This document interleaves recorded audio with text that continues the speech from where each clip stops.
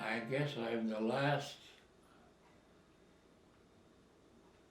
officer from the wardroom of HMCS Chippewa who served throughout the war in any way at sea. In 1942, I had 2 years experience with the Reserve Army, and I switched to the Navy, and the barracks for Chippewa then was at the corner of Sherbrooke and Ellis Avenue. And Chief Petty Officer John Pegg took myself and 2 others over to the old Winnipeg Winter Club on Smith Street, and we took that over and it became Chippewa. So they took me back on this Friday afternoon to Chippewa, and as I walked into the door, there was one man there in shirt sleeves. I didn't know who he was, but his was the Commander Ord, and he happened to be the captain of the ship at that particular time. And it was a very hot Friday afternoon, and he was in his shirt sleeve. So he said, "Well, what do you want to be?" And I said, "Well, I guess I'd like to shoot the gun." He said, "Well, we're not recruiting any gunners right now, and all we're recruiting is cooks, and I don't suppose you want to be one." And I said, "No, I did not." He said, "Well, he said, "I think you have the education and qualification to become an officer. So if you'll put your name down to join the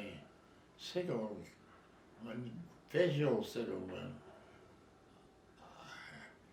you'll get an opportunity to meet the captains of the ships you're on, because you'll be working on the bridge with them, and there's a possibility you would get to be recommended for a lieutenant." And that's his word, and it worked out to be that. I had indicated I wanted to be a signalman, so they drafted a bunch of us down to St. Hyacinthe, Quebec, where they had a signal training school. And I finished it there as a signalman and was then drafted to Halifax. In Halifax, I served on several ships in the North Sea, North Atlantic Sea. We used to make trips across the North Atlantic as in the convoy escort, and we would end up in Londonderry, Ireland, and it used to take us 17, 18 days to wind in zigzag fashion across the Atlantic to avoid submarines that were out there waiting for us. I'm very proud of the Canadian Navy and its research. There's many things that possibly were responsible for winning the war. The Air Force, the Army, and the Navy. But, getting those convoys across the North Atlantic was a mighty task. at great risk. We lost many ships.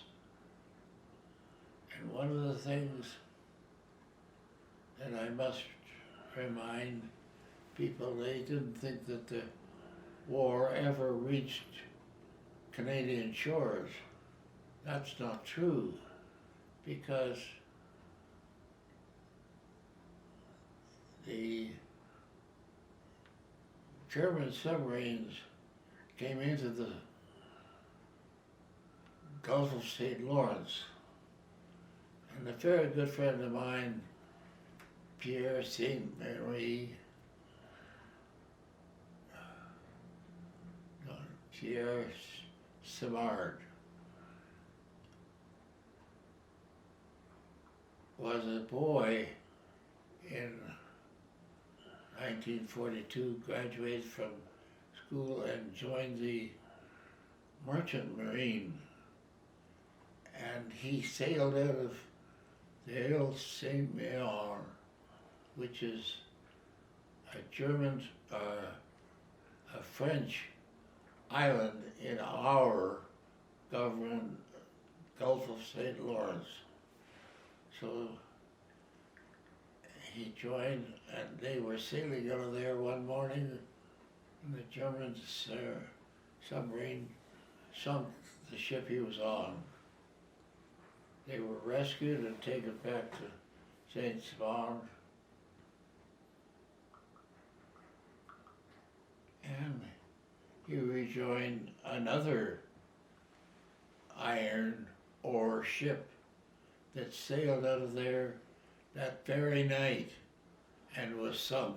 Again, he was rescued, and in this time he figured he would join the Canadian Navy and fight those submarines that were invading Canadian waters. But those submarines had sunk more than 80 ships in the St. Lawrence. Don't tell Pierre Simard that they didn't. There was no danger in Canadian waters because he was there and did it. Twice in one day. I came home, and the little girl that I had said goodbye to on the CN platform in Winnipeg back in 1942 was waiting on the platform with my mom and dad, and we were soon married. She was a lovely girl, beautiful.